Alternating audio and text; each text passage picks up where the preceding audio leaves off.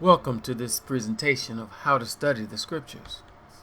My name is Jimmy Claybrooks, and I'll be your host during this presentation. I've been a full-time artist and Bible student for the last 40 years. I love to paint, and I love the Scriptures. Now, I'd like to share some of my blessings with you. After many years of study, I did a presentation entitled A Revelation of the Tabernacle in the Wilderness. That presentation was done in 3 parts. Part 1 is the building of the tabernacle. Part 2 is understanding the tabernacle. And Part 3 is understanding the most holy place. I've come to understand that the tabernacle in the wilderness is a subject that every Christian should be comfortably familiar with. And I'll get into the many reasons why I'm saying that at the end of this presentation. When I finished the Tabernacle series and began to share it with others, it became quite clear that there were many people who didn't have the tools and the skills that they needed in order to understand their Bible. At that point, I decided to put this presentation together. I've been impressed to share with you what God has given to me, and I sincerely believe it will be a help to you because you are as serious about the Bible as I am. I believe that if you patiently and prayerfully consider what's being presented here, you will get a blessing because we can read the Scriptures and understand what the Bible is saying about the deep things of God.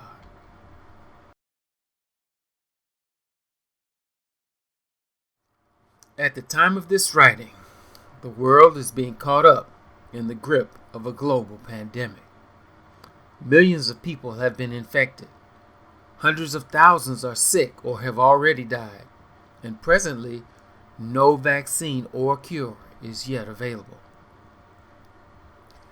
In a relatively short period of time, the world has gone from the time of the horse-drawn carriage and the Wright brothers' first airplane to the age of the microprocessor, the supercar, and the space shuttle.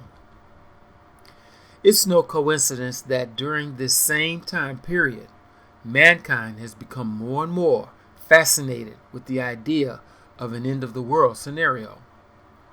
It had become the mainstay of the entertainment industry until now. Today, the possibility of having to endure an end-of-the-world scenario has suddenly become very real. The steady stream of movies, TV shows, and video games that had been our fantasy as a source of entertainment is now a reality TV show. We could call it COVID-19. At the same time, there's a wave of change that has gripped the nation and the world. It's called Black Lives Matter. The institution of racial injustice and discrimination that has been a stain on the fabric of America's character is now being soaked in the bleach of righteous indignation.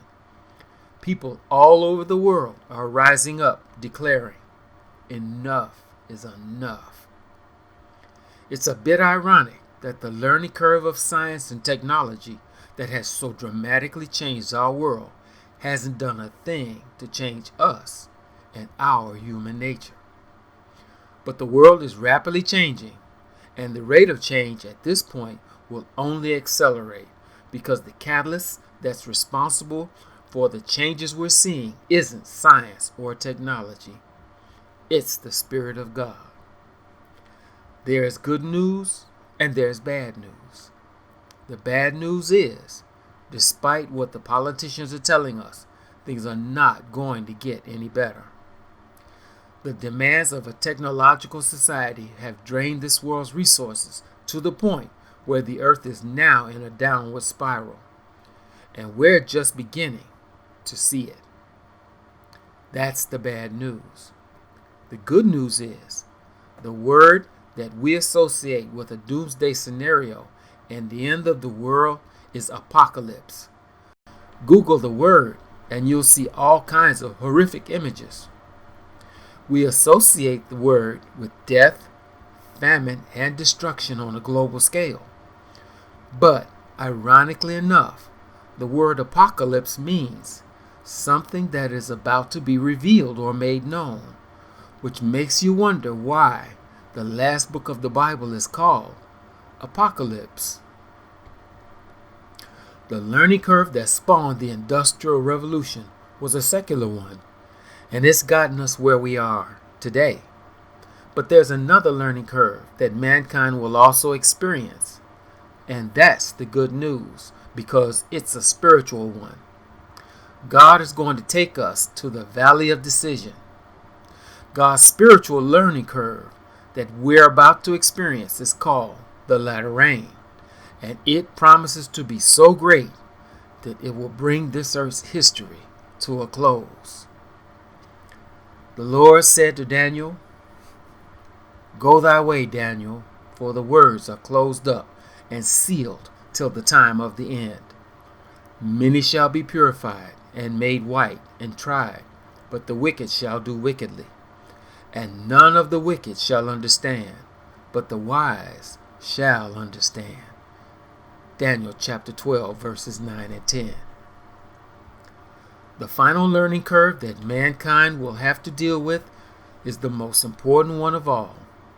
It concerns the final call and response concerning who is God, what is truth, and what must I do to be saved.